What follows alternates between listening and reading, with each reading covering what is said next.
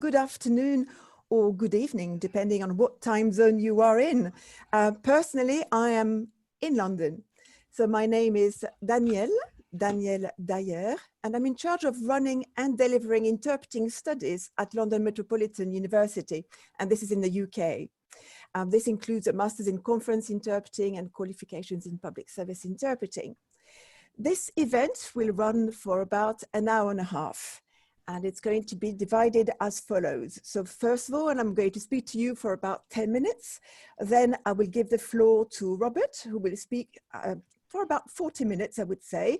We will have a chat to summarize and perhaps for me to ask further questions to Robert, and then it will be your turn to ask questions for the last 30 minutes. But before I start, I would like to thank Robert and Agnieszka for their kind invitation. Tonight, I will be moderating this event, and I'm delighted to be doing so. But as you can see today, we are delighted to enjoy the interpretation services on Zoom. And you can see that there are a number of channels. First of all, there is a German booth with Katja and Kasia. And if you want to listen to German, you only need to select the German channel. If you want to listen to Italian, that will be with Davide and Elena, or two Italian interpreters. You will have to select the Korean channel. I know it sounds odd, but that's the way it's going to be for tonight. Then we've got a Spanish booth with Alba and Alberto coming out on the Spanish channel. We've got a French booth with Cyril and Ona, and they're coming out on the French channel. Polish is coming out on the Portuguese channel. And in the Polish booth, you will find Pavel and Dorota. Finally, we have a Russian booth. And the Russian booth is coming out on the Russian channel.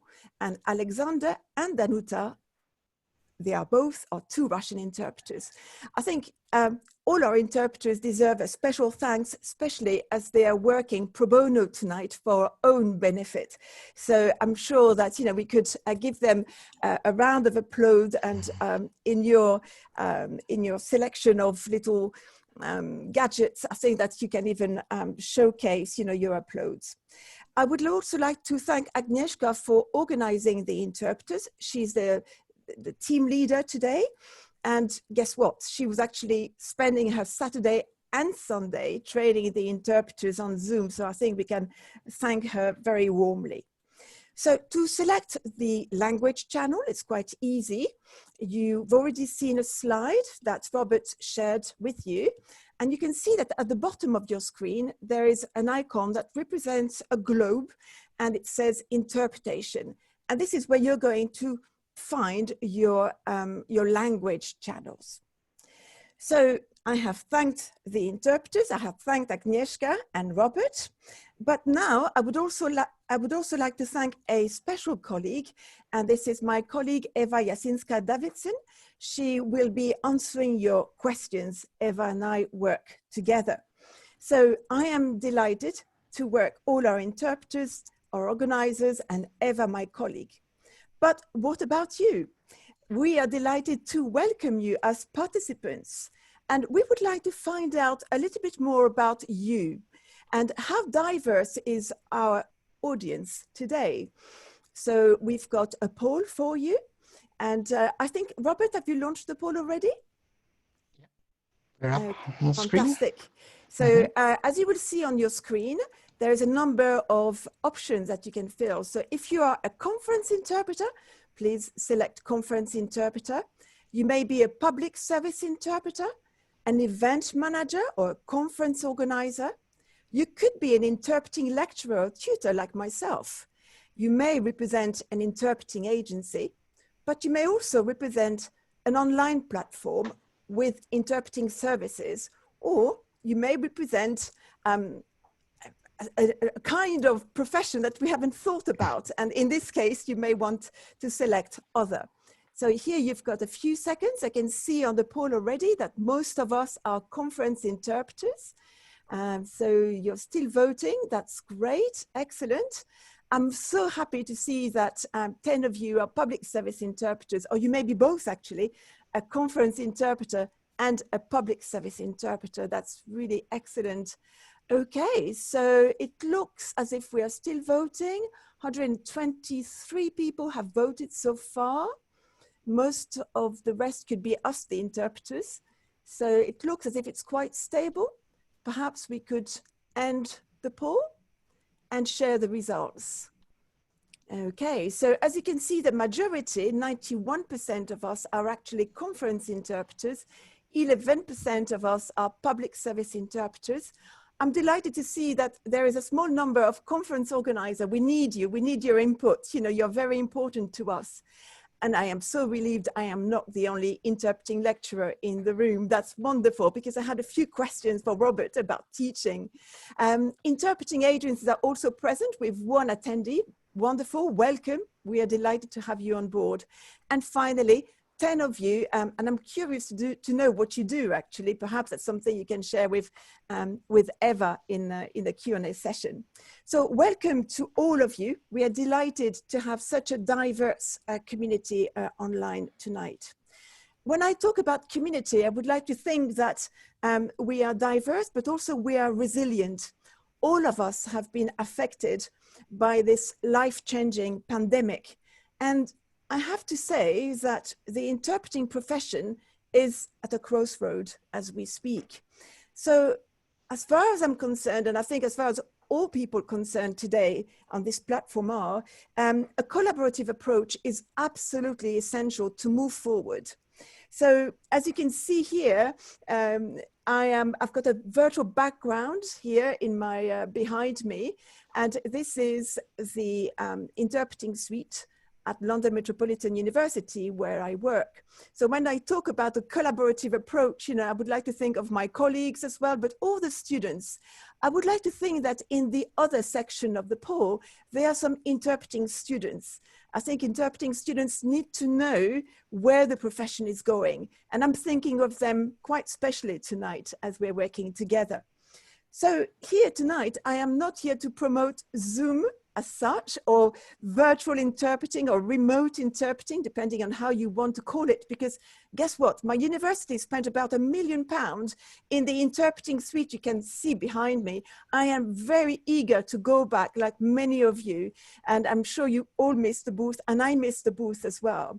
So here, you know, this interpreting facility that I'm showcasing tonight, you know, it's great. We want to go back, but because of a change of circumstances, we have to cope, and we've got to cope the best we can. So tonight, it's not about replacing face-to-face interpretation, but it's about celebrating solutions for multilingual events with interpreting services. And Zoom, I think, is quite a good example of that. In a few minutes, Robert will take the floor and present a case study that he has personally organized with Agnieszka. So let me tell you a little bit more about how I met Robert and Agnieszka a few weeks ago. Well, thanks to Eva, my colleague I have already mentioned, Agnieszka and Robert had accepted to give another pro bono presentation to a London interpreting practice group. That was about 2 or 3 weeks ago. And I have to say that when I attended this presentation, it was actually the highlight of my week, and I actually posted that comment on LinkedIn. And I thought that the highlight was there, not because of Zoom or the presentation, but I felt that we were professionals sharing the same values. And the first value I think that we share is a strong desire to share good practice, not to keep all the secrets to ourselves, but on the contrary, to open up and to share so that the whole profession can benefit. And as you can see here with the interpreters, with Robert, with Evan and Agnieszka, it's about going the extra mile, again, for the benefit of the profession. And I think that's quite important. We are committed to quality, and quality as well as expertise. And I think we're all learning, we're on a learning journey, and together it's this collaborative approach that is allowing us to learn even more, and with you tonight as well. So in a few seconds, I'm going to give the floor to Robert, but I would like to add finally that if you have any questions, there's a Q&A section on your platform. You can write your questions there, and Eva for the last 30 minutes of our session, we'll actually pick up your question, and perhaps she will even invite you to ask your question yourself if there is enough time. So I think that my introduction is now over, because you know what I'm saying is fairly boring, really. What you're here to do is to listen to Robert, who's now going to share this case study with you. And I hope you will enjoy it as much as I enjoyed it 2 weeks ago. Thank you. Thank you very much, Danielle. I always find it very difficult to make an introduction after someone has spoken so well and so expressively. As Danielle mentioned, we organized an online conference 3 weeks ago, and I'm going to talk to you about this conference. It was in 6 languages. There were 14 interpreters involved in this conference, and 1,300 people attended the conference. And the whole of my talk is going to be about how we organized it and what the takeaways, what we did well, what we did badly, and what we shouldn't repeat, because if we don't learn from our mistakes, that means we won't make any progress in the future. So I'll just show you the assumptions. I'll show you the plan that we had, the outcome, and then we'll do a quick delta plus, which is I'll show you what we did well and what we intend to improve on the next time we have a conference like this. The whole of the conference was held in Italian. Now this is important. I want you to remember this, because even though I was holding the conference and I was the host, I was not an Italian speaker, and I am not an Italian speaker. And there were consequences to this, which I'll talk about in a minute. There were 11 Eastern European countries that had been grouped into language zones. For example, the Czech Republic and Slovakia were joined together because they both understood the Czech language. We also had 2 moderators who were just handling the agenda of the conference, and 2 conference leads. So these were people just like Danielle now, who opened the meeting, talked, made us all comfortable with the subject matter. And then there were 10 speakers. Now, with the 10 speakers, what you need to understand is that there were 2 pairs and 6 individual speakers, which means in these 8 countries where they were speaking from, in one room there were 2 people in 2 countries, and the rest of the countries there were individual people, sorry. And the conference was split up into 4 hours in the morning with a lunch break, and then 4 hours in the afternoon. So it was a long day, and that's the reason we had a lot of interpreters on board. Some of the interpreters couldn't be on for the whole day, so we took on extra interpreters who swapped out after lunch. We also had a YouTube channel set up off the floor, so that would act as a backup. In case anything went wrong, we would ask people to move to the YouTube channel. Unfortunately, there was no interpreting there, but at least the conference could continue. The plan was to use Zoom and the webinar version of Zoom, and that's what we're using at the moment. Just to be very clear, I'm not employed by Zoom. I don't sell Zoom. I don't represent Zoom in any way. I just happen to like Zoom because it's one of the video conferencing platforms available commercially that has the interpreting functionality. And I'm very sure that the platforms such as Microsoft Teams, with Google Meets, they too will have the interpretation options shortly. So it's not a matter of whether they have them or if they have them, it's just when they have them.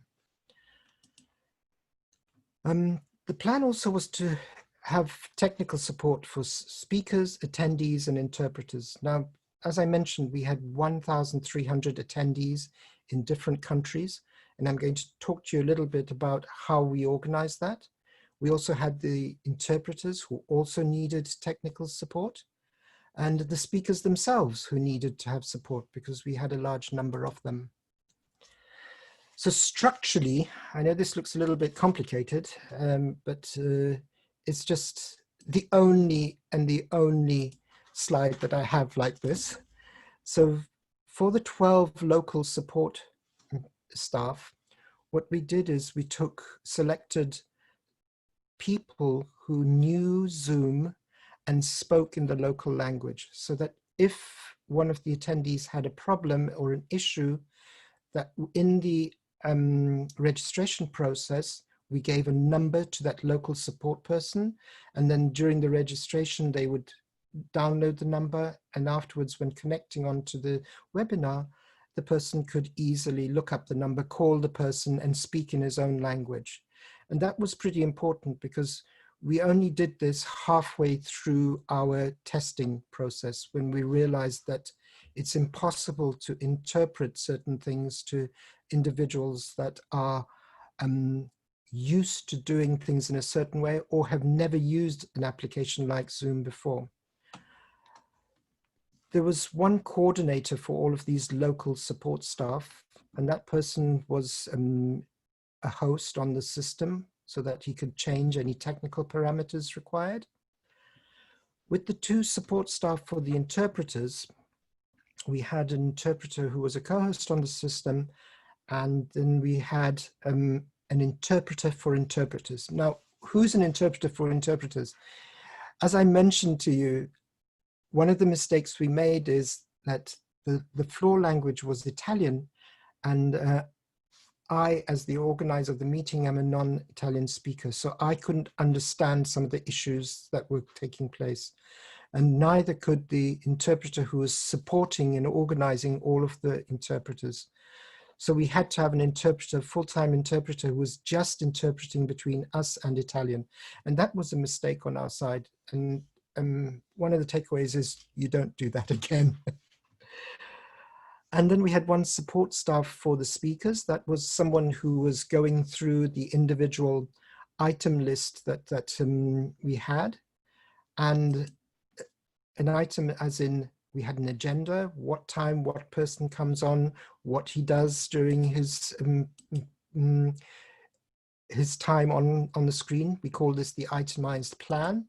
This is a blank screen, but basically it had the time, and we specifically said who does what in what country, what the presentation is, a link to the room so that in case the speaker got lost and called us, we could give him the link straight away with telephone numbers, emails. And this was really important because the person who was coordinating the whole of the schedule was calling the next speakers 10 minutes before his time to make sure he was ready, if he had any questions, if he had logged on to the platform and was ready to present his story effectively.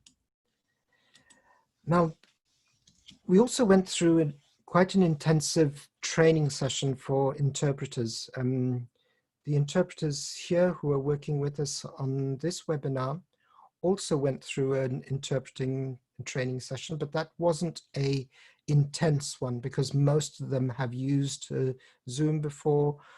The interpreters we were working with hadn't used Zoom before, so we had to go through certain stages. First, we had to show them how to use Zoom, then we had to show them how to interpret, and then for all of you who have used Zoom before, you know that you have to find a workaround to listen to your partner, your booth partner.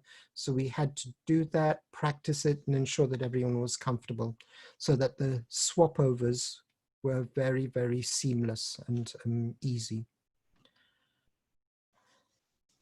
We had 3 practice sessions with the moderators, the conference leads, and the interpreters. So can you imagine this is an 8-hour event? We didn't go through the full 8 hours. Just each speaker spoke for about 5 minutes. So the practice sessions themselves lasted for about 3 hours. So it was a lot of work, and we did 3 of those practice sessions. And I will also talk about some of the takeaways that we got from the practice sessions. One of the people attending the practice session after the event was over said to me that during the practice session, he was very irritated because he thought it was a waste of time. But then when we had an issue during the live event, they all knew what to expect and all knew what was going to happen, so they could improvise. And it was very easy to solve the problem there seamlessly, so the attendees didn't see the issues that had come up. So as I said, as we practiced, we got better every time. And the first takeaway that I got there was, I have for you, is that totally unforeseeably, 3 of the presenters decided that since the whole session was being interpreted, then they could speak their own language on the floor. Anyone who's used Zoom knows very well that you just can't do that because you don't have a relay function in Zoom. So then they moved on to consecutive interpretation. However, that turned out to be very time consuming because it was a long day and it was an 8-hour day. So if we, for 3 of the speakers who were each speaking for half an hour, added another half an hour, the whole day would be lengthened by 1.5 hours. So that wasn't an option. At the beginning of the conference, there was a half-an-hour film that was shown. And during the practice sessions, it turned out that the film wasn't rendering properly. In other words, when the film was switched on, you could see very shaky type movements, and it just wasn't good. So I, in fact, contacted Zoom, and they told us what to do about that. They were really good, actually, and they told us exactly what to do. We changed it, and everything worked fine after that. The other thing is, because it was a film, the film had been shared with the interpreters beforehand, but not all the interpreters had received a transcript of the film. And that was important because the person who was speaking in the film spoke in Italian and spoke very fast, like super fast Italian, if anyone can imagine what that is like. So it was very important for the interpreters to have the transcript to be able to do the translation by themselves and then read the translation during the film. 2 of the speakers had bad microphones. Now, this is something that comes up a lot. When you have a conference online, you have an unexpected speaker who said he knows the platform, he doesn't need to come to the practice session, switches everything on, and you just can't understand him. And what do you do? Especially when it comes to interpreting. So we had an issue with that we could solve. One of the speakers had poor internet and the audio was breaking up constantly. That person was kind enough to actually move to a different location during the event where there was better internet.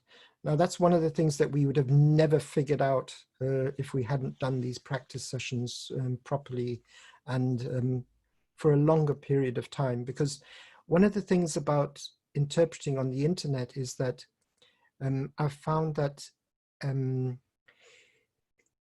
can have a short test. In other words, can you hear me? Yes. Okay. Do I sound okay? Am I loud enough? Yes.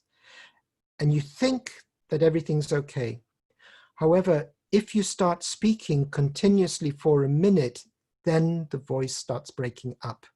And that's usually an audio problem that is caused by poor internet. And that doesn't come out if you don't do a long 1-minute test.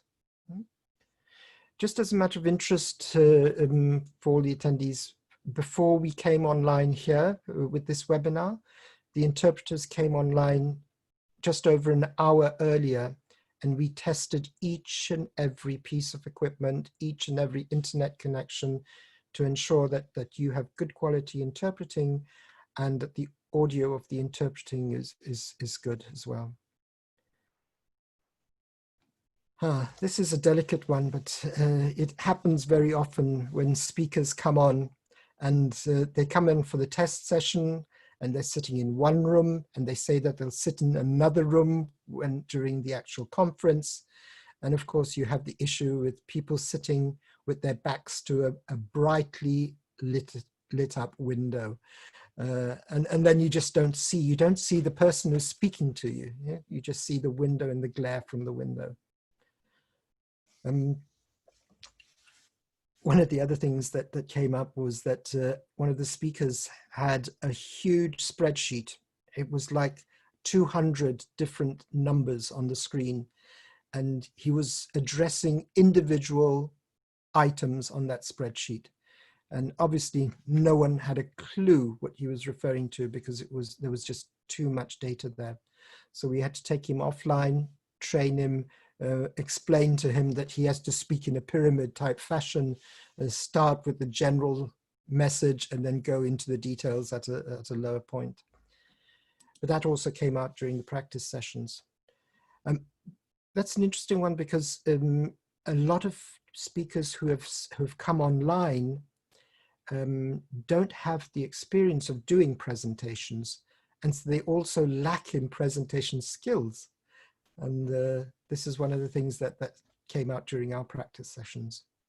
Two of the interpreters kept their cameras on during the practice session, which was a little bit awkward because as much as we appreciate what the interpreters do, the work that they do, we request them to switch their cameras off because if someone has a momentary problem with the bandwidth on the internet, if the camera's on, then you have an issue with the audio. So if you keep the camera off, the application or the platform doesn't consume that much of the internet capacity, and usually you don't have an issue with the audio then. On the day itself, as you can imagine, not everything went perfectly well.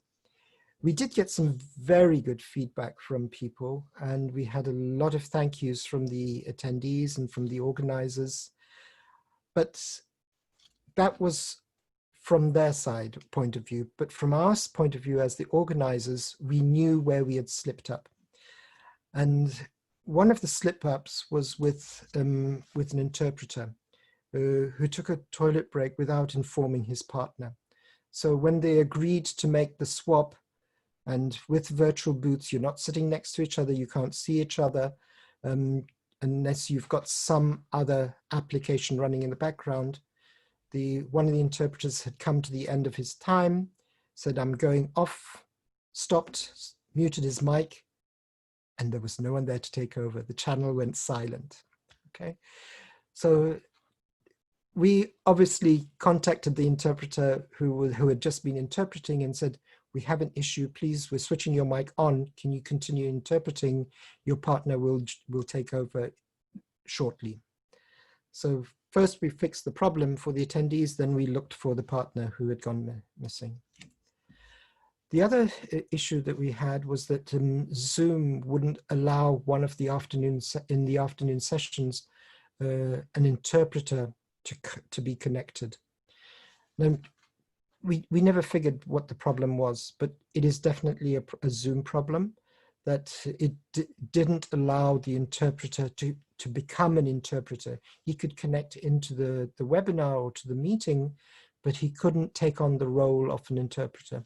So unfortunately, one of the interpreters was left alone for about 1.5 hours, which was very unpleasant, very untiring for that person.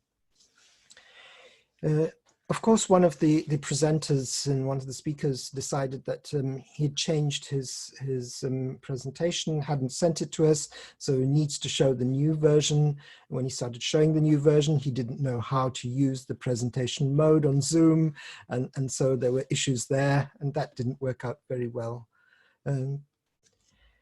The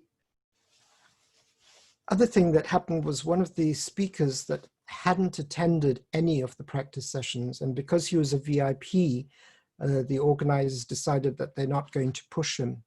But when he did come online, it was a disaster. Both the audio and the video didn't work properly, and we actually had to stop him during his talk, make adjustments, take a short break, and then continue.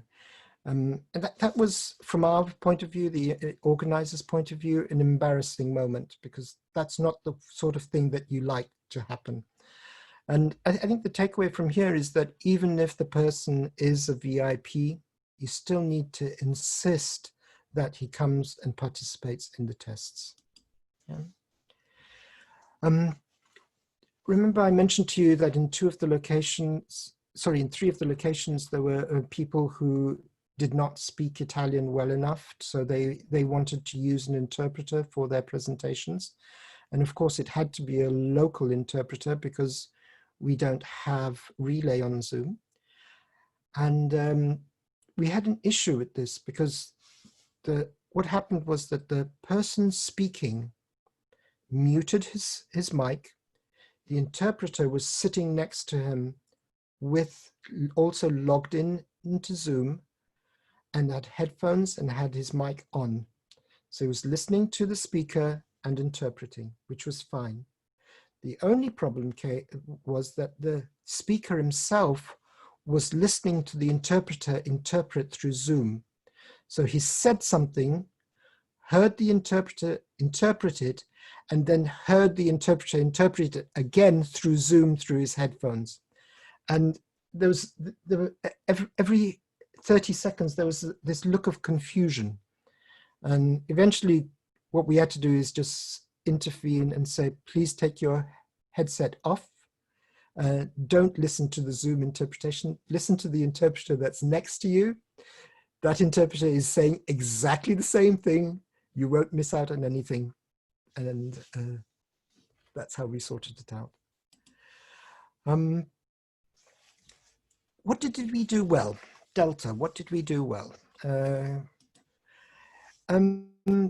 Simple thing, but really important. We started on time. And because we had practiced, because we had come online with all the interpreters 1 hour before when we're preparing ourselves, we started on time. And we also finished on time. And because this was an 8-hour event throughout the day, people really appreciated that we started on time and finished on time. So that was really good. The other thing that we did well was have those practice sessions, because a lot of bonding came out of those practice sessions. Interpreters got to know each other, they understood each other, they were more tolerant towards mistakes or requests for help. And also during the conference itself, the interpreters said that they didn't feel as much stress as they had during other events. Now, any one of you who has actually interpreted online knows that interpreting online is more stressful than interpreting in the booth. There's something about the booth and something about being able to see your audience that is comforting. And when you're speaking and looking at the screen, and maybe you have 1 or 2 faces on the right-hand side of your screen, it is very stressful. We've also found that interpreters who interpret online prefer to change, to swap every 10 to 15 minutes. And they need the break, they're tired. And so it's far more stressful than interpreting in the booth. We're also very pleased with the separate technical support that we had set up for the users, because the attendee experience was good. For the interpreters, because it gave them peace of mind and less stress. I often hear from interpreters when they're doing online jobs that they're stressed out because they don't feel that they have the support that they have in a booth. Because in the booth, you've got the technician that you can call, ask, tell him that you have an issue, or if there is an issue and he finds out, he comes and tells you. With online interpreting, you tend not to have that comfort of having a support person. So in this session that we're having now, and in the session that we had 3 weeks ago, we've actually got a dedicated person who's only working with the interpreters. It is unfair to ask a speaker to look after the interpreters. It's unfair for the speaker, it's unfair for the interpreters. And I think the way to think about it and to look at it is, imagine if you as an interpreter had to look after the technical aspects of the booth at a conference. It just wouldn't work. And the same case over here, we need the technical support that is separate from the role of the interpreter. And the speakers themselves didn't perceive the support well because they were expected it to happen. But the interpreters told us that they had an easy job interpreting because the quality of the audio was good from the speakers. And I think we can all appreciate that over here. I've mentioned to you that Zoom does not do relay, and Zoom does not allow you to listen to your partner in the virtual booth. So we had some workarounds, and there are lots of different workarounds, and I'm not saying that the one I'm going to talk about is the best, but what we did worked and we're pleased with it. And what we did is, and some of us in this webinar are using exactly the same solution. The interpreter is logged in as an interpreter on the floor, and he's also logged in on his mobile phone as an attendee. And as an attendee, he can select the channel that he wants to listen to, and he selects his own channel, which is the same channel that his partner is on, and puts an additional headphone.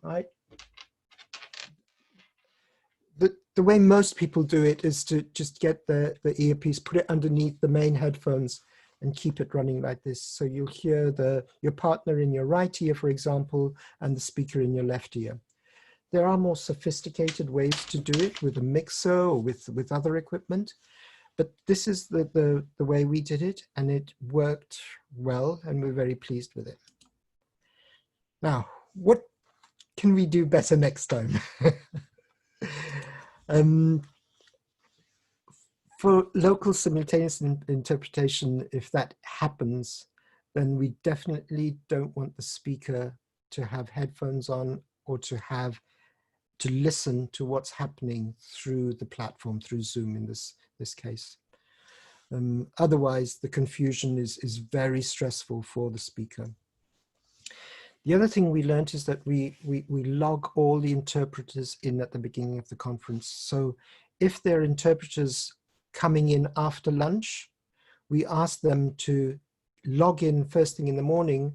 We define them as interpreters and just keep them on throughout the day. They don't have to be physically present because they're available only after lunch, but that stops us from having issues with not being able to log on an interpreter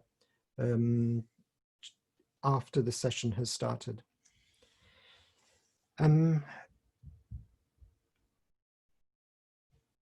The other thing I think we can do better, a lot better, is to have one file repository for all the presentations. I'm sure a lot of you have experienced when you're preparing yourself for a big conference, and you ask for presentations, then you get a version of the presentation, then you get another version, then you get another version, and it's a really waste of time because you've got to keep reading a whole presentation to find 2 or 3 changes. So what we're going to do, and this works, we're using it here in our webinar today, we have a repository. And this is a big fancy word that actually means that we have a folder on a Google Drive where we put all of the documents and we make them accessible to all of the participants, in other words, the panelists, and to the interpreters, so that when they have time and they want to see a document, they don't have to look for it. They don't have to look for the latest version because there is only one version in the repository, the current version. And that really worked well for us. And the other thing that I've mentioned, and I really do think that this was just a total error in judgment, is we have support for the interpreters in the floor language. In other words, if the floor language is English, then the person who's responsible for the interpreters has to be an English speaker. Remember I said I don't speak Italian. The floor language was Italian. Some of the interpreters were non-English speakers because they were interpreting, for example, from Italian into Romanian or from Italian into Hungarian. And when I came and I wanted to communicate with them, or the person responsible for the interpreters wanted to communicate with them, we had to use an interpreter to communicate with the interpreters. And that was an error in judgment. We shouldn't have done that, and I don't think you should ever do that, because it becomes very stressful. It makes the communication very long. And another thing is that you can't speak to everyone at the same time, because you have different languages. So you're speaking one at a time, and it becomes a real burden. So would I do it again? Yes, it works. It's a good experience. It works well. And I can tell you that I've given you this case study that we did on Zoom, but last week we did a very similar event, which was an international event with people from Asia, from America, and in a very similar mode, but we didn't use Zoom this time. And yes, it works. Slightly more complicated because of the video conferencing systems I have mentioned. It's easy to use Zoom. Yeah. Good. Well, I have spoken for quite a while, and Danielle. Thank you very much, Robert. Time for you to take a break or a sip of water. I'm not sure which one you need first, you know, but as usual, I thoroughly enjoyed your presentation, and perhaps key ideas are coming into my mind. And it's also a reflection of my own experience trying to find a tool where I could teach conference interpreting, you know, at the last minute, not in this wonderful interpreting suite, but online. I too love Zoom. I have to say, I've tried different platforms, and Zoom is my favorite because of the sound quality, because it's quite easy to use, you know, and because you can tweak a few options, you know, and then it opens new doors, you know, for example. So here, perhaps the first idea that's coming to me is creativity, that the perfect solution does not really exist. We do not yet have a platform that is wonderful to use. I mean, we know of other platforms like Interprify, like Kudo, you know, they are great platforms, but I know they're quite different from Zoom. And perhaps you could tell us very quickly how you see the difference between Zoom and other platforms, which are dedicated platforms to interpreting services. Well, I think there's definitely two classes or two categories of platforms available on the market at the moment. There are the professional interpreting platforms, like you've mentioned, Kudo, Interprify, and there is a group of platforms that come from the corporate world, which are video conferencing systems. And these video conferencing systems, just like Zoom, just like GoToMeetings, just like Microsoft Teams, suddenly became very popular with the lockdown of coronavirus. So people started looking for ways of interpreting on them. And at that time, Zoom was the only platform, the video conferencing platform, that had the interpreting module on it, the functionality. And so the comparison that interpreters had was Zoom, which was a video conferencing system, with Interprify, Kudo, which were interpreting systems, right? Interpreting conference systems. And there was a lot of anxiety that came out. And if you read, I followed this a lot in the press, and there was a lot of talk about fears of losing data, fears of not being in control, that you can't listen to your partner in the booth, etc. And as I was listening to all of this, and I thought to myself, this is déjà vu. We saw this situation when the traditional taxis that were all over the market, all over the world, woke up one day and suddenly were exposed to Uber. And Uber had come in with a completely different business model, a completely different way of thinking, and the taxi drivers went mad. They just pulled out all of the weak points of Uber. Secondly, there was a lot of negative press about Uber, and people felt the anxiety that I'm scared of using Uber because it's not registered. I don't know if it's insured. There were 100 reasons not to use an Uber. But the point I tell this story is that I'm sure that all of us here have used an Uber at one point or another. Yeah? Because Uber has its benefits. It may not be the perfect taxi, but it has its benefits. In fact, it does some things better than the ordinary taxis, the classical taxis.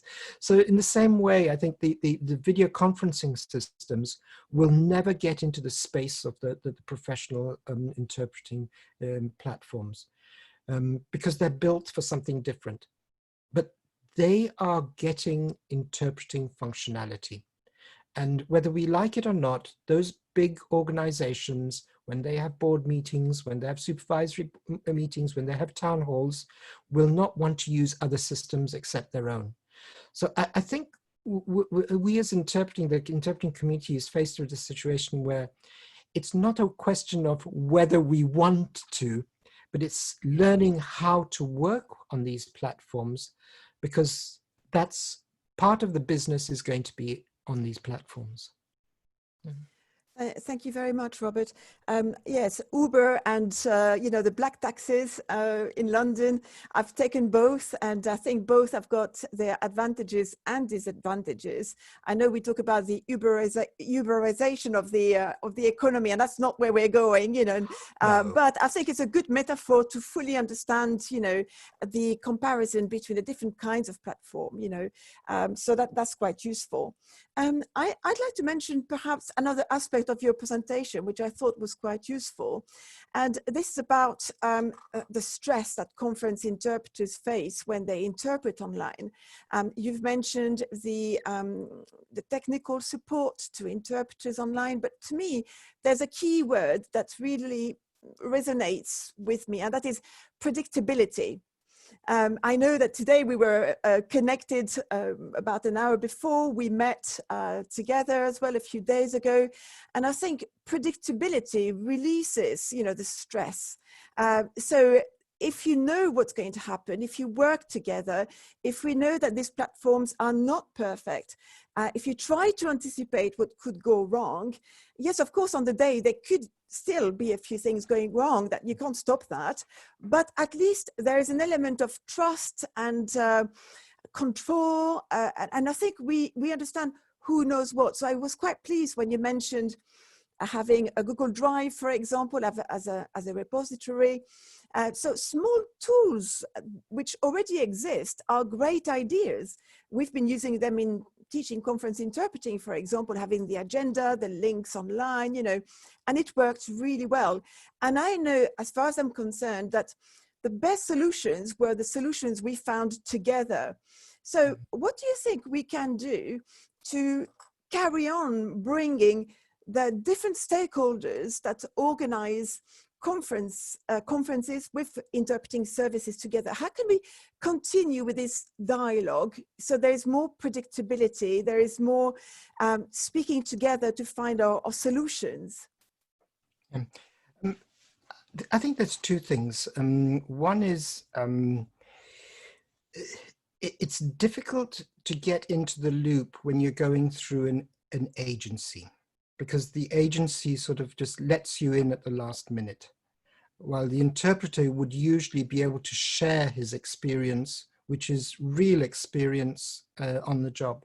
So I think there are two ways of doing that. Is when we do get a job, is to actually call the customer in and ask how he foresees it. Is this the way it's going? Are they planning a practice session? Can I listen in, if not participate in the practice session?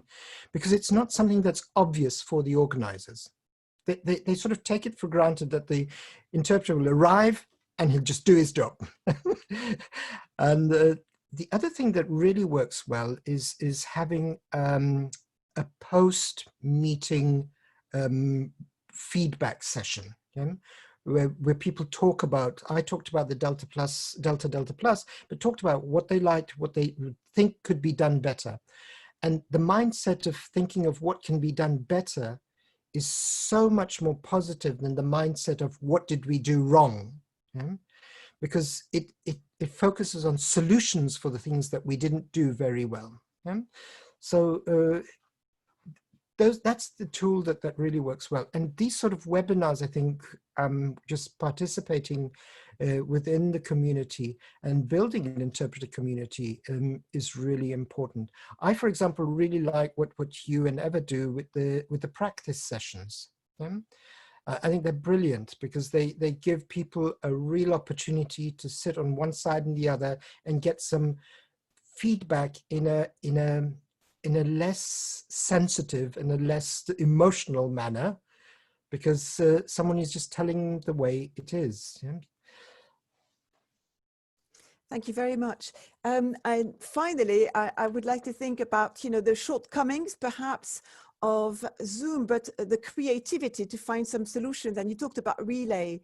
I know that for us at university, we very much depend on Relay as well, but it's also for us tutors to be able to listen to the original and to the interpretation. And I know this is quite a shortcoming. So you've mentioned a number of solutions with different sound mixers, but what else do you think can be improved for these shortcomings? Not only the relay, but also the communication between interpreters when they're working in the same booth. I know, for example, that we've had some wonderful colleagues like Josh who have organized the Word Tech webinars where they gave us small tips such as Jambo that we're going to use at university.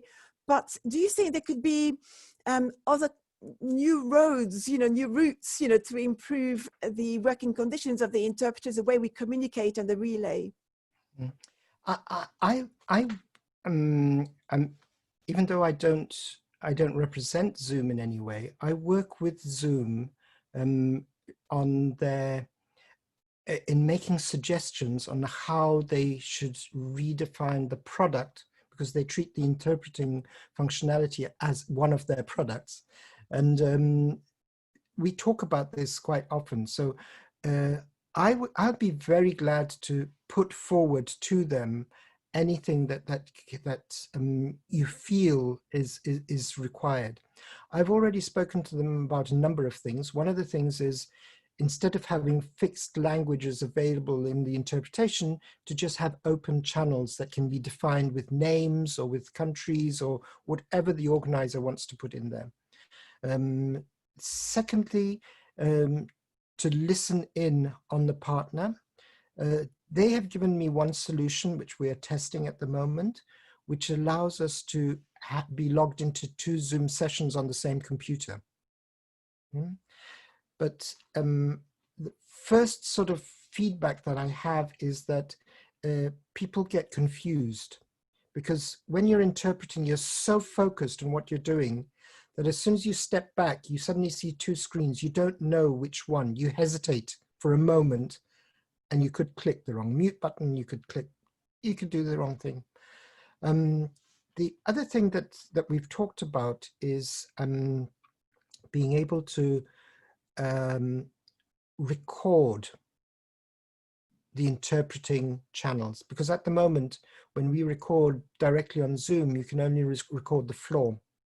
And it would be really useful especially for educational and training purposes, to be able to record the interpreted channels so that we can play them back and listen to them afterwards. So those are the things that I've been talking about. I know they have lots more other ideas, and I think Zoom is a company that is actually open to doing new things. So they're not scared of trying them, as opposed to the more traditional corporate type organizations that I don't really want to mention. Thank you so much. And I think I've got perhaps my last question before we move on to the Q&A session with Eva, because participants must have so many questions that I can see it on my screen already. Tell me, Robert, is there any hope for me to go back to my wonderful interpreting suite, or are we going to remain on Zoom forever? No, I don't think online interpreting will take over the world. There is always going to be space for face-to-face meetings. I've been following some consultancy companies that say that they're assuming that about 1/3 of all meetings and conferences will stay online, or 1/3 of a conference will be online and the rest will be live. To give an example, all of the sessions that they have there, the speeches, the lectures can be held online prior to the conference day. And they're looking at it from a cost-effective point of view, where they can ask people to pay for just attending the webinars or the sessions and not come, or they can get a lot more people to attend the webinars because not everyone can afford to travel to the conference or to the fair that's taking place.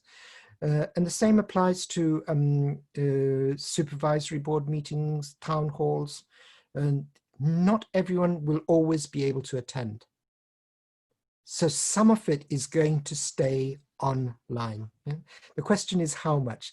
Now, I don't have a crystal ball, I don't know, but the market, the consultants are saying about 1/3. Thank you. Well, I think that's a good indication. Hopefully, we'll keep the best 1/3 of what remote interpreting is about. Look, I could go on like this forever, but perhaps we could give the floor to Eva, who could tell us a little bit more about the questions that she's receiving on the Q&A sessions here. Eva, tell us, what do you have for us? Thank you very much, Danielle. Thank you, Robert. Oh, there are plenty of questions, as you can imagine. But first of all, just to let you know that we've got people from all over the world, Chile, Lima, Beirut, Rome, Krakow. So we've got people joining in. So it is a very interesting and relevant hot topic. And also just some comments to you, Robert, very informative, very interesting. Everyone is saying thank you for the detailed account, and also some praises for our interpreters. So interpreters, thank you very much for doing great job. I'm just going to check, and we'll start with a very easy question.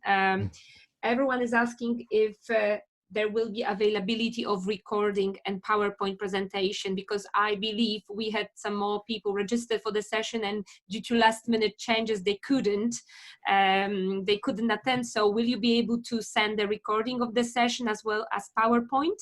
Okay, so all the people who didn't attend will get an email with the link to the recording. I can add a link to the PowerPoint presentation. No problem at all, that's fine. I just need to think how we make it accessible to the people who attended. I think what we'll do is add it on to the thank you email. So if you see a thank you email from us, open it, because it probably has a link to the recording in it and to the presentation. Brilliant. Thank you so much, Robert. I think that was probably the easiest question to answer. Now we will start with some more difficult one. And I think I will start with one about the Zoom and logging. There were a lot of questions about how do you actually log in to the second device? Do you need 2 different email accounts? How can you physically do that? Obviously, a majority of our attendees are interpreters, so everybody is wondering about the relay and about possibility to log in to the second Zoom window. So if you could maybe answer that first. Now, the first thing is you can't use you have to have a separate second email account. You can't log in as the same person at the same time. Otherwise, you'll be an interpreter on the second device. So what I recommend is that, for example, with this webinar, the interpreters registered through the regular registration process, got a link, and then just clicked on the link and then got in as an attendee. And then they could choose the channel that they wanted to listen to. Okay. Okay, thank you. There was also quite a lot about handover and a smooth transition between interpreters, and I think another matter that is related with it is a communication with the interpreter and technical team. How does one communicate in such a huge team? Obviously you had so many languages at that event. You must have some kind of communicator, I don't know. So maybe if you could tell us about the transition, the handover, and support and the team communication. Mm-hmm. With this event, I saw that there were people had sort of one of two preferences. One preference was to agree with the partner that I will interpret for 15 minutes. After 15 minutes, it's your turn, and then I'll take over after 15 minutes. And the handover took place using a very simple application called Cuckoo Teams. Cuckoo Teams is you can Google it. It's being built by I think they're from Chile, actually, that you mentioned Chile, a group of programmers in South America who are building a platform called No Offices, or Offices Are Not Needed, where they believe that you can do everything from home. And so with this cuckoo timer, I set a cuckoo, for example, with you, Eva, and when I press that I'm starting, you see my clock going down, down, down, down, down. When it gets to 0, you wait till I finish the last sentence. You see if I switch my mic off, and then you start, because you can see whether my mic is on or off. Okay, so it needs to be understood that, okay, when I see your mic go off, I'll start. If you don't mute your mic, I'm not going to start. Yeah? Now, the thing here, the mistake people make here is they watch the 15 minutes go to 0, and then they start, the second partner or the partner starts interpreting straight away. Now, what we do is the person responsible for coordinating the interpreters is looking at the screen all the time and can see that 2 interpreters with the same language combination have their mics on. And what we do before the event is agree which one of those mics do we mute. So if I'm partnered with you, we agree that if we tell the coordinator, if we start interpreting at the same time, my mic gets muted. Okay, so we don't feel bad when we suddenly see your mic is muted. We know that we've spoken at the same time as our partner. So that's one way of doing it. The second way was to actually get onto the to something like WhatsApp, where you have an image and you can say 5, go. WhatsApp is good for this sort of session where we don't have an issue with confidentiality. However, if you're at a supervisory board meeting or a management board meeting, you can't use WhatsApp because WhatsApp is not a secure platform. Okay.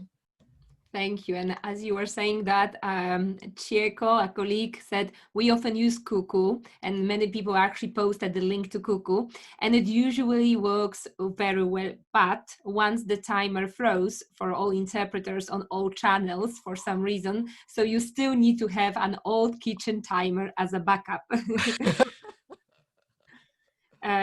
And I think another question that is linked with it, and many people ask the same question, it's about Zoom having the functionality for booth mates to listen to each other with both volumes available rather than logging in with 2 interpreter and attendee account. And actually the same question has been echoed in our both chat and question and answer session. So and I know that before we started, I've received that question, you know, how is it, how can you make it possible for booth partners to hear each other? And I know that actually one interpreter working today has found some good solution. Perhaps you would like to share it with us, Robert? Yeah, once again, it's logging into a different user onto Zoom. Now, Cyril, who is interpreting into French, if I remember well, does this in a very clever way, because he takes the audio from his computer that he's listening to the floor, and then he takes the audio from his phone where he is an attendee and he has selected the French channel, and he puts it into a mixer, and from that mixer he has one headset. So then he can play the floor louder or he can play his partner louder, and it's just 2 buttons. It's very simple, just 2 buttons, and it's a nice way of doing it because it's not complicated. You don't go wrong, and you don't have to look for an icon, another program on the screen. You've just got a button next to your finger that you're pushing up, sliding up or down to change the volume.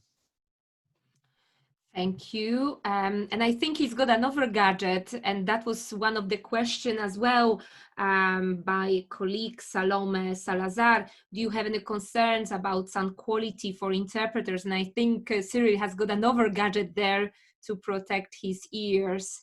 I don't know if you could maybe elaborate on that, Robert. I don't know much about that. I don't really want to speak on that subject, but all I know is that it is a system that stops the sound going above a certain level so that your ears don't get damaged. Protecting us. Yeah, that's my full knowledge. I can't say anything else about that. Yes, Cyril is actually writing here, adapt ear, so protecting us from the acoustic shock. Thank you. It's a split attention, interpreting and sending messages. You can use it with a mixer, he adds. Good, thank you. I had all my questions very well organized, but we've been just bombarded with many more. And I think maybe an easier question and something that I want to ask, because obviously we've got an amazing Polish booth working into Polish, but I think they're coming out in Portuguese.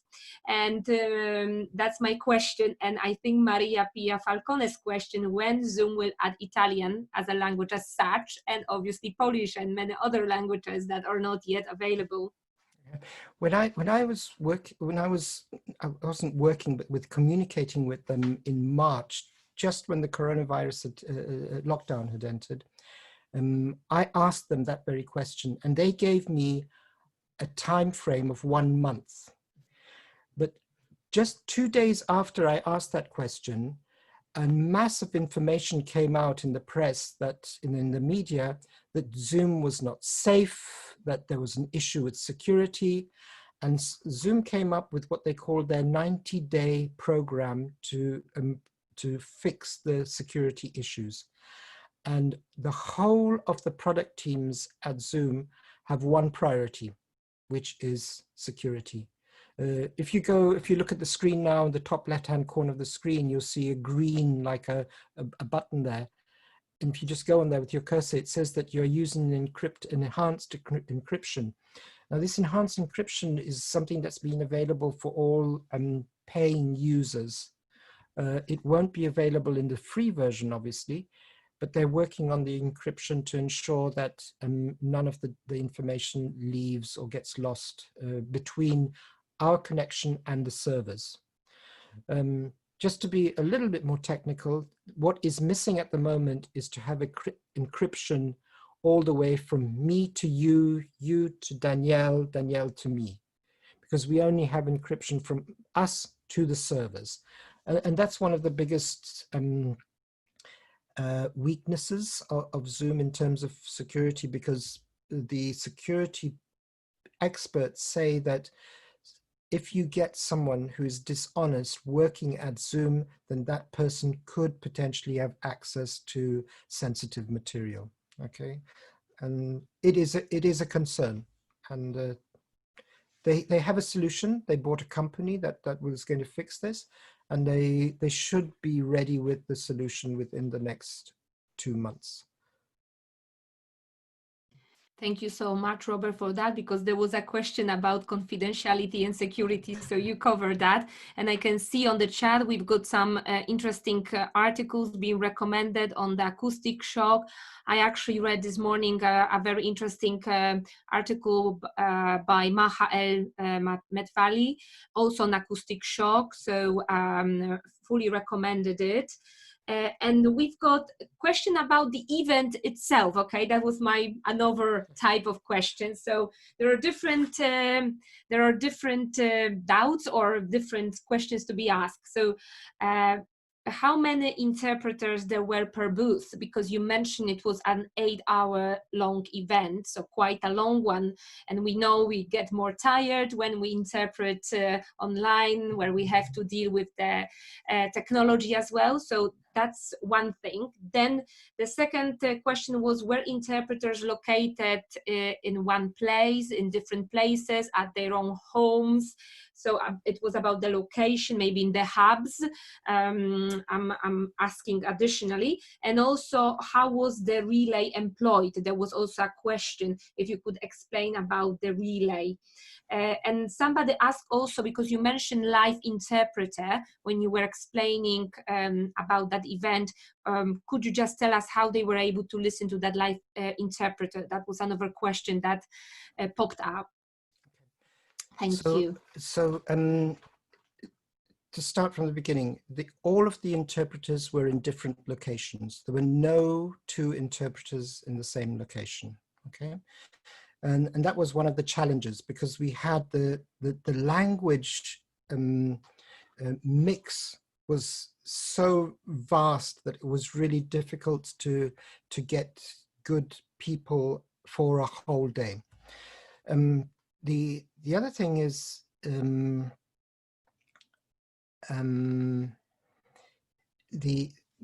we talked about that. Was it, sorry, Eva, was it the handover, or did we relay that we referred to? Relay. Okay. We did talk about handover, okay. But the relay, yes. Okay, so as I was saying, there is no relay. So what we initially thought is that in the local, at the location where the speaker is, we would physically put a second person, an interpreter, into the same room. So it would be like whispering into Zoom what the speaker is saying. So that's the way we thought about it. Like I said, the issue with that was that the speaker itself was listening to the interpreter via Zoom, and got very confused. The speakers got confused, not the interpreters. That was the second thing. The third one was the duration, the length of the day. Yes, 8 hours. And how many interpreters did you have per booth? We had 2 interpreters minimum per booth defined, and the 8 hours was a 4-hour in the morning with a 3-hour lunch break and 4 hours in the evening. So the lunch break was very long, so it was a time to regenerate and to get some energy back. The majority of the booths only had 2 interpreters for the whole day. There were 2 booths that had 3 interpreters. In other words, in the afternoon session, one of the interpreters swapped out. Thank you, Robert. Thank you very much for that. I've got a question here, and perhaps we should also give the chance for the minority, because I know majority of us here are conference interpreters, but some of us are also trainers. And I can see Maria Saras has got a question. Is this a good idea? And probably this will resonate with you, Danielle, as well, to include this type of interpretation in our classrooms. I mean, for trainers and students. Wow, I'm going to let Danielle answer that question. Well, actually, when I had this lovely interpreting suite built, next to it there was a whole space dedicated to remote interpreting, and this was before COVID-19, because to me face-to-face interpreting is one mode of interpreting, but remote interpreting is definitely a way forward. So we've got to plan for it, and we've got to make sure our students are familiar with all these platforms, and they have experience of the platform during their training time.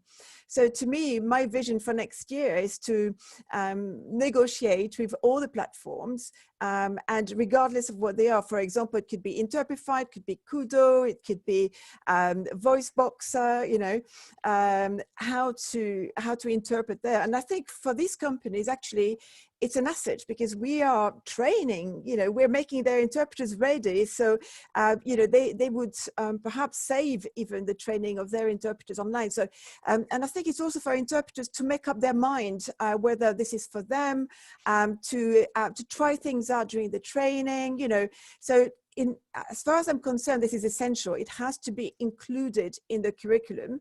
And I think that having taught on Zoom for the last 3 months, it worked really well. We learned as we went along.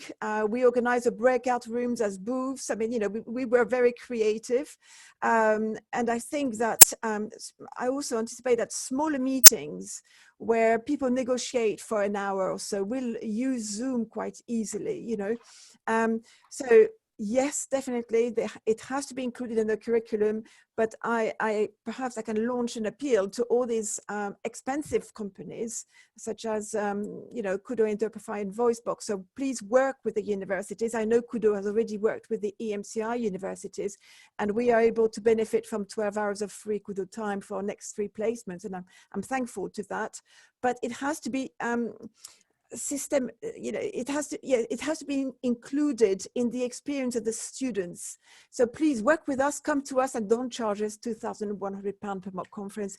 We can't afford it, so we've got to find another way. So yes, Eva, to you know, to say, you know, to answer the question very quickly, it has to be included. We've got to work together to include all these techniques, you know, to teach remotely, not just emergency teaching, but carefully planned online teaching with remote interpretation. Thank you, Danielle. I can only tell you that we've got so many questions coming in, and I can only apologize to our delegates because I don't think we will be able to answer all of them. However, there is one very good point, and actually something that I would appreciate myself. Many interesting links and advice and, you know, cuckoo links and voice meter, etc., have been shared on both question and answers and chat. So I believe the attendees cannot copy it, but maybe after this event, Robert, if you could possibly copy the links to the blogs or to different tools that have been shared, because I can see our colleagues are also very experienced. They've been probably, they wish to share the good tips. So maybe we could also copy all those interesting articles if you're okay with that, Robert. I'm okay with that. We're recording this, as you know, so we're also going to have a transcript of the chat. So I'll let you have the chat, and then we'll talk about how we can make it available. Because we could just make a document out of the chat itself and make that available as a Google Doc. That might be a very good idea. Maybe not all the comments, but the ones that include some tips. Yes, okay. Definitely. And I can see there is a very practical question, and I can see from like a organizer point of view that might be a very good question to all of us. It's from Maria Pia Falcone. I hope that I'm pronouncing that correctly. If a customer asks the interpreter to fully organize a simultaneous interpreting service for a conference, let's say 2 languages, including Zoom, how does it work? I mean, in addition to the 2 interpreters in the team, you also need to appoint a host, just in case the client does not know or want to do it. I think it's a very valid question, because obviously we do have some clients that approach us directly. So if you could perhaps answer that one. Thank you, Robert. Mm-hmm. We get a lot of those questions when we train interpreters on Zoom. And the question I usually ask them when interpreters ask this question is, if I come to you and ask you to organize a conference and get the booths and get all of the equipment and the audio equipment, how do you go about it? You usually know someone who does the equipment, and you say to the organizer, I don't do that, but I do recommend this company. And I think the same applies to online conferencing and interpretation for conferences, that there are organizations that do the technical support. And so if you know someone and trust that person, you will recommend him and say, listen, we need technical support for this in the same way that you need technical support for booth interpreting or conference interpreting at a venue. And in the same way, I suggest that you speak to this gentleman, this woman, about providing the technical support. And I think that's the best way to do it, because I'll tell you where the issue is, or the challenge rather. The challenge is that not every interpreter is a good salesman. Okay? And not every interpreter wants to get into the role of selling a service that really isn't his service. He knows all about his interpreting services, but he doesn't have to know everything and all the details about providing the support service for a conference. And the other thing is, I find that I get feedback from interpreters that they don't actually want to recommend any platform because they are scared that they will become responsible for the outcome. Yeah, which is very valid. I'm not saying that they shouldn't do that, because it's very difficult to take responsibility for someone else's job, yeah, when you don't have any control or any influence on that job.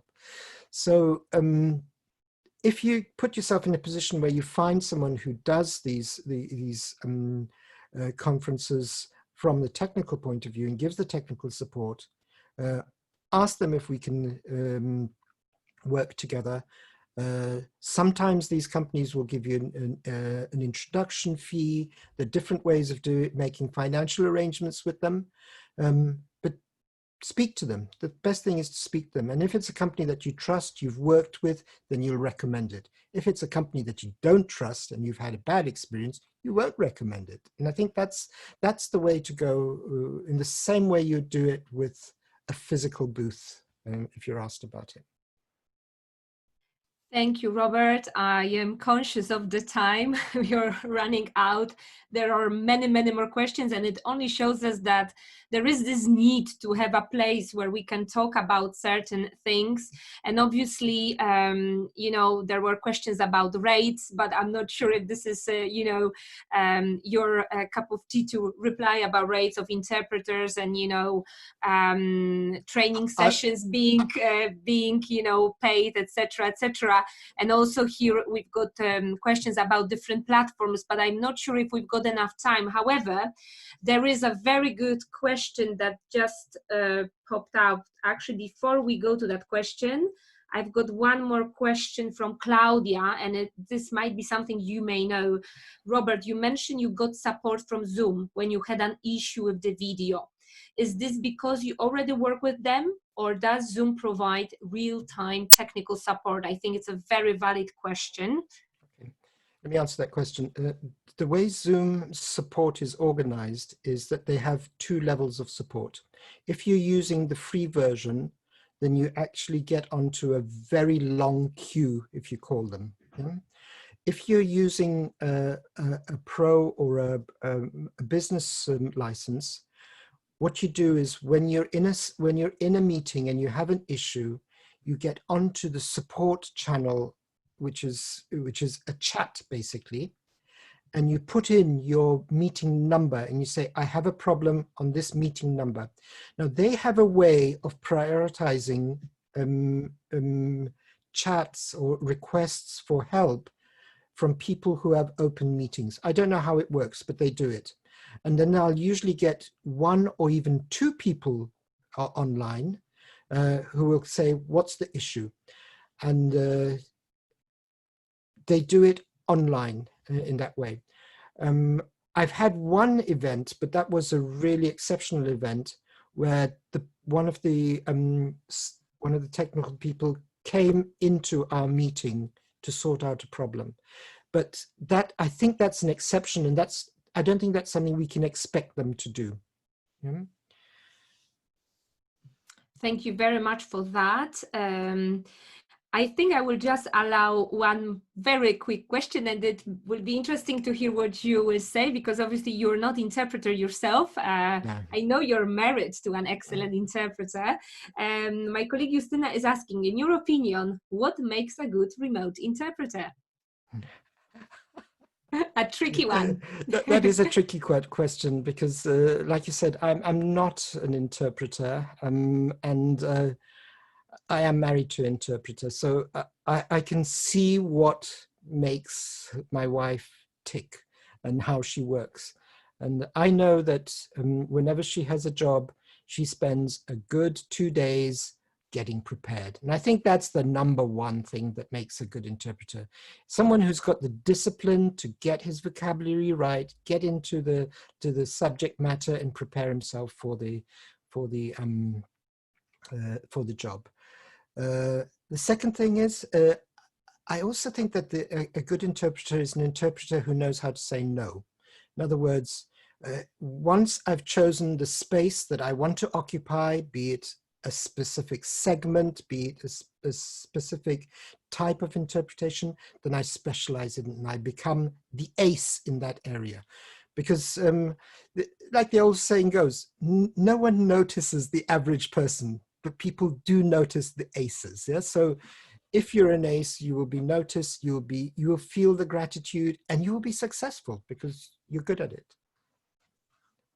Thank you so much, Robert. I can tell you many more questions we've got, but we are just 2 minutes from 8 p.m. UK time. I know everyone is different places, but I think it's time to give you a little bit of rest. I just want to say that we are very grateful for all the tips, and we received some very nice comments thanking for great information, and also kudos to our interpreting team doing an excellent job, and congratulations on this session. Everyone is saying thank you, very useful, you have been great. So we do appreciate it. The comments are just coming in as I speak.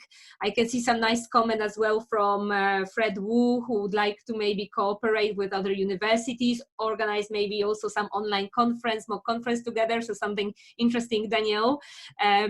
So I think that's my role. I have never been a moderator, I think. I hope that I fulfilled your expectations, Robert. So I'm giving back the floor to you, and thank you very much to all the attendees, and thank you to you, Robert, Danielle, Agnieszka, and all our interpreters. I'm muting myself now. Thank you. Thank you very much, Eva. You did a brilliant job with the Q&A. And before I hand over to Danielle to sum up, I would just like to personally share with you once again and say thank you to all of the interpreters who've been involved in this session, because this was quite spontaneous. And I think that's one of the things about Zoom that I like. You can have these spontaneous meetings. They're a big challenge for the people who are organizing and the people involved. But in the French booth, Cyril and Una, thank you very much. Katia and Kasia in the German booth. And of course, in the Italian, Davide and Elena, with Pablo and Dorota in the Polish booth, and Alexander and Danuta in the Russian booth, and Alba and Alberto in the Spanish booth. Thank you very, very, very much. And you've seen your appreciation from the people who were listening to you. I didn't listen to you, I need to be very honest, but thank you for all your hard work, and thank you for being available and showing how we build a community of interpreters by sharing what we have with others. Thank you so much, Robert. I would also like to thank your wife, Agnieszka, who worked very hard during the weekend to organize a team of interpreters and to organize their training. She's in the background, but she's doing an amazing job. And I think that, you know, her dynamic approach and her enthusiasm and her very good calm and control, you know, all of this was essential tonight. Thank you for sharing your expertise, Robert. Thank you, Eva. I think that we have demonstrated that when we work together, when we share our good practice, you know, so much can come out. This is why everybody wants all the tips from the Q&A and from the chat as well. Thank you so much. I won't add anything. I'm conscious of the time. Thank you for attending. And I'm sure perhaps we could have a follow-up. What do you think? Zoom in 6 months' time? We'll see what the questions are like, and maybe there is a subject that should be addressed. Absolutely. We'll have a look at it and see, and Absolutely. see how time plays for us. Good night. Thank you very much. Good night. Thank you. Bye-bye. Goodbye all. Bye.